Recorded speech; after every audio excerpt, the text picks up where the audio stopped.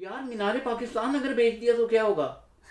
شالیمار باغ بک جائے گا، لاہور کا قلعہ بک جائے گا، اور یہ بڑے ہم نے اس قدر حمایت کی تھی اور نون لیگ کی اتنی گالیاں کھائی تھی. نہیں خیر میں نے تو خیر حمایت نہیں کی تھی. چلو خیر.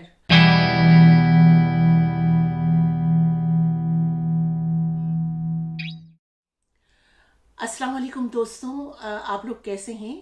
اور سب سے پہلے میں یہ کہنا چاہوں گی کہ گزشتہ چند دنوں میں ماشاءاللہ بہت سے دوستوں نے میرا چینل یوٹیوب سبسکرائب کیا ہے، اپنی یادیں میرے ساتھ شیئر کی ہیں. مجھے بہت خوشی ہوئی اور میں ممکن حد تک ان کے جواب بھی دے رہی ہوں.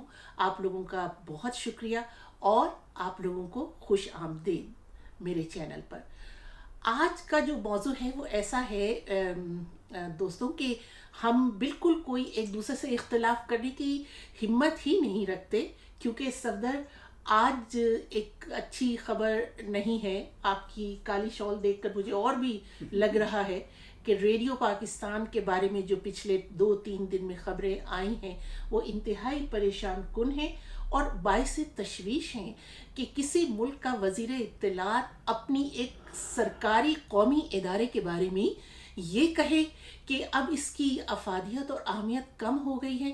یہ اگر اس پہ مطلب مجھے سمجھ میں نہیں آ رہا، میں الفاظ مجھے مل نہیں رہے کہ کیا بتاؤں کہ اس پر کیا نہیں، کہا جائے. میں خود بھی اپنے آپ کو کنٹرول نہیں کر پاتا ہوں اس پہ. دیکھیے ہم لوگوں کی ساری زندگی، آپ کی بھی میری بھی، ریڈیو پاکستان کے ساتھ گزری. ہمارے والد رہے اس میں. ہزاروں لوگوں نے اس سے کسب فیض کیا.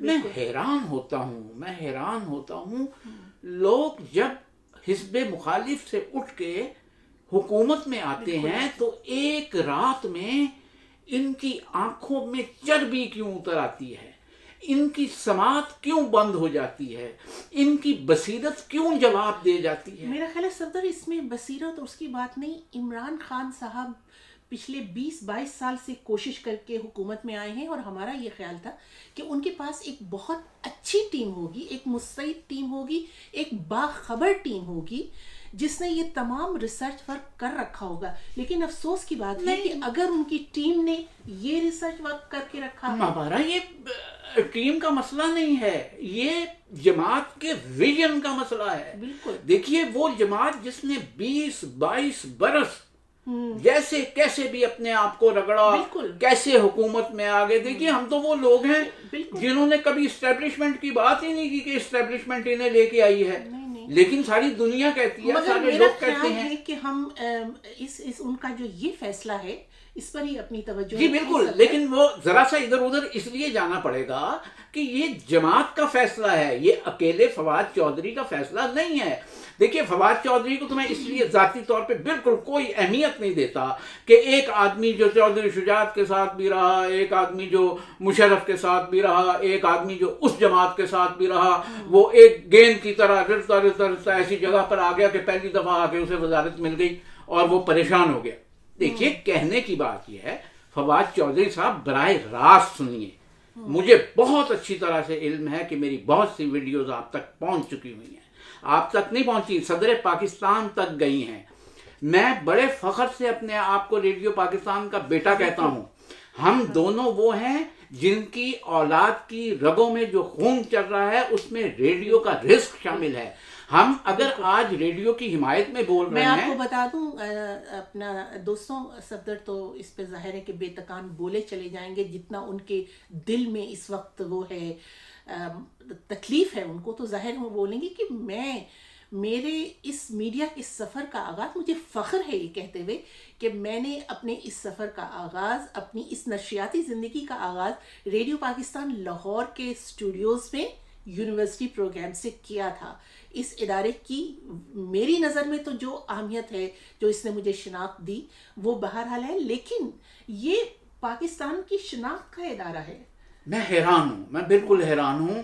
باہر کی دنیا میں پاکستان کا تشخص قائم کرنے والا، بالکل باہر کی دنیا میں پاکستان کو اس کا اصل نام اور مقام دینے والا یہ ادارہ ہے.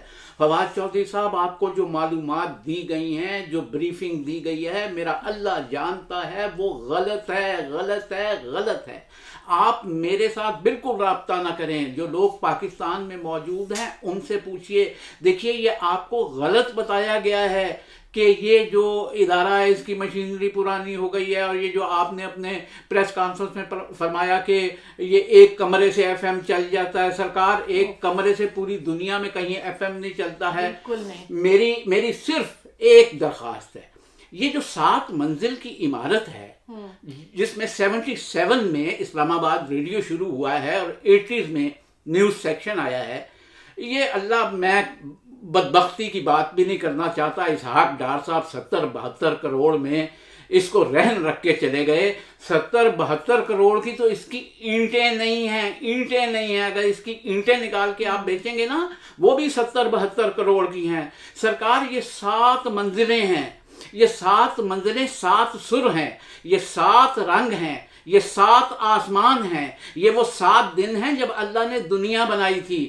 اس سے ہزاروں لوگ گزر کے گئے. ہم اس سلسلے کا دوسرا پروگرام کریں گے تو آپ کو بتائیں گے کہ کیسا بڑا نام اس ادارے کے ساتھ رہا, جس کو دنیائے ادب میں, جس کو دنیائے سائنس میں, جس کو دنیائے علم میں, جس کو دنیائے فلسفہ میں لوگ جانتے ہیں اس حوالے سے کہ یہ پاکستان کا آدمی ہے.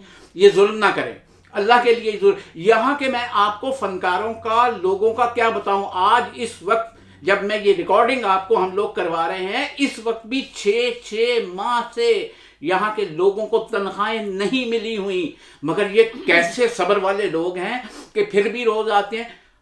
دیکھیے جو اچھی حکومتیں ہوتی ہیں وہ جو گروی پڑی ہوئی, رہن پڑی ہوئی عمارتیں ہوتی ہیں ان کو واگزار کرواتے ہیں. جی, اور اب جیسے کہ آپ نے کہا کہ اب اس کی ریڈیو اس کی اہمیت نہیں رہی, تو یہ انتہائی غلط ہے.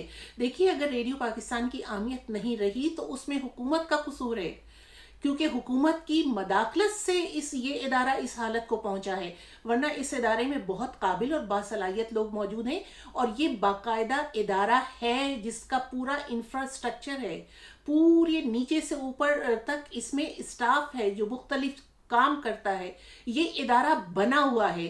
عمران خان صاحب سول ادارے بنانے کے عزم کے ساتھ حکومت میں آئے ہیں, اجاڑنے کے عزم کے ساتھ نہیں. آپ یہ ایک بڑا ادارہ اجاڑ رہے ہیں. یہ وہ ادارہ ہے جس نے جس کا وجود قیام پاکستان کے وجود کے ساتھ آ گیا تھا. یہ فادر فگر ہے, بالکل فادر فگر ادارہ ہے. جس دن, جس لمحے, جس ساتھ, جس وقت بالکل پاکستان مارد وجود میں آیا ہے, اسی کے ساتھ یہ ریڈیو پاکستان مارد وجود. سرکار, میں آپ کو ایک مثال دیتا ہوں, غور سے سنیے. دیکھیے ملک میں بھی جب فوجیں قبضہ کرتی ہیں اپنی ملک پہ تو سب سے پہلے ریڈیو جاتی ہیں. بالکل. باہر کے ملک جب حملہ خدا نہ خواستہ کسی ملک میں کرتے ہیں تو سب سے پہلے آ کے ریڈیو کو پکڑتے ہیں, اس کی گردن اور سینے پہ ہاتھ رکھتے ہیں. آپ لوگوں کو اس کے انفراسٹرکچر کا اندازہ نہیں ہے. میں آپ کو بتاؤں, فواد چودھری صاحب, کالام سے اوپر بھی ایک چوٹی ہے, میلوں اوپر ایک چوٹی ہے, اتروٹ, آپ نے شاید اس کا نام سنا ہوگا. میں وہاں پر بیٹھ کے ٹھنڈے, جب چاروں طرف برف جمی ہوئی تھی, اس میں ایک کمرے کے اندر بیٹھ کر میں نے ریڈیو پاکستان کا رات کا 8 بجے کا بلیٹن سنا ہے. اس پورے علاقے میں ریڈیو پاکستان کے علاوہ کوئی آواز نہیں پہنچ سکتی. آپ اگر اس آواز کو کم کر دیں گے, اس کی آواز نیچی کر دیں گے اور اس کی اہمیت گرا دیں گے, تو پھر ایک آوازوں کا جنگل اس کی جگہ لے لے گا. آپ یہ کیوں نہیں سمجھ رہے؟ میں ماپارا آپ کو ذرا اس سے اور بلندی پہ لے کے جاتا ہوں. سیاچین پہ جو لوگ موجود ہیں ان کا فقط اور فقط رابطہ ریڈیو ہے. تھر کے ریگستانوں میں جو لوگ موجود ہیں وہ ان کا رابطہ صرف ریڈیو ہے. سیاچین, بالکل. ریڈیو کوئی آواز نہیں ہے. مجھے ضیاء الحق یاد آتے ہیں, وہ کہتے تھے ریڈیو کیا ہے, اس میں سے شوں شوں کی آواز آتی ہے. یہ آپ کا ویژن بتاتا ہے کہ آپ کا ویژن کیا ہے. اللہ کے واسطے اگر آپ ریڈیو کو اس کی شان واپس نہیں کر سکتے تو اس کو برباد نہ کریں. یہ کچھ 2 لوگوں کی جگہ نہیں ہے. اور یہ جو آپ نے اپنی پریس کانفرنس میں فرمایا تھا نا کہ آپ کی نظر ابھی صرف اسی پہ نہیں ہے, اس کے بعد لاہور ریڈیو کی زمین بھی ہے, کراچی ریڈیو کی زمین بھی ہے. میری ایک بات یاد رکھیے, میں بد دعاؤں کے اس حصے میں نہیں جانا چاہتا. بس یہ اتنی سی زمین ہوتی ہے جس میں فرعون بھی سما گیا تھا, شداد بھی, نمرود بھی. حکومت صرف اللہ کی ہے. حکومت کسی کی قائم نہیں رہتی. آپ سے پہلے نواز شریف کی بھی نہیں رہی, ان سے پہلے زرداری کی بھی نہیں رہی. اور حکومتیں جب اسی قسم کے اقدامات پہ اترتی ہیں تو وہ اپنے لیے خود خندق کھودتی ہے. میرا خیال ہے کہ یہ فیصلہ بہت ہی بغیر سوچے سمجھے اور صرف ایک جسے کہتے ہیں تجارتی پہلو کو سامنے رکھ کر لیا گیا ہے. بالکل یہ نہیں سوچا گیا کہ یہ اس کے جو ملازمین ہیں وہ کہاں جائیں گے اور آہستہ آہستہ کیا ہوگا. دیکھیے ملک بنتے ہیں ادارے بنانے سے، ملک بنتے ہیں روزگار دینے سے، ملک بنتے ہیں معیشت بہتر کرنے سے، نہ کہ آپ جب 1500 لوگوں کی 2000 لوگوں کی معیشت خراب کر دیں گے، ان کو سڑکوں پہ لے آئیں گے تو وہ کیا آپ ملک بنائیں گے اس میں کیا اور میں چلتے چلتے جلدی سے بات ختم کروں. دیکھیے یہ ادارے دنوں مہینوں بلکہ اشروں میں نہیں بنتے، انہیں صدیوں کا وقت لگتا ہے ان کے اندر. اس وقت جب ہم یہ پروگرام آپ ختم کر رہے ہیں، یہ اتوار کا دن ہے، کل پیر کے روز سے ریڈیو پاکستان کے ملازم اپنی تحریک جدوجہد احتجاج شروع کر رہے ہیں. یہ شروع میں پرامن احتجاج ہوگا، لیکن اس کے بعد اگر ضرورت پڑی تو عمران خان صاحب، فواد چودھری صاحب، دھرنے کا جو راستہ اور طریقہ آپ نے عوام کو بتایا تھا، ان لوگوں کا یہ کہنا ہے کہ اسی طریقے پر یہ چلیں گے. انہیں اس مقام پہ نہ لائیں. بیچنے کے لیے بہت کچھ ہے، آپ نے بھینسیں بیچ لی، بیچ لیجئے، آپ نے گاڑیاں بیچی، بیچ لیجئے، لیکن ہماری عزت، ہماری حمیت، پاکستان کی غیرت کو نہ بیچیے. اور بس اجازت دیجیے اور یہ پروگرام ضرور سنیے، اپنی رائے ضرور دیجیے گا اور اس کا دوسرا پروگرام بھی ضرور سنیے گا جس میں ہم دوسرے پہلوؤں پر بات کریں گے. ابھی فی الحال ہم نے اب اس کی اہمیت پر بات کی ہے. خدا حافظ، اپنا خیال رکھیے گا.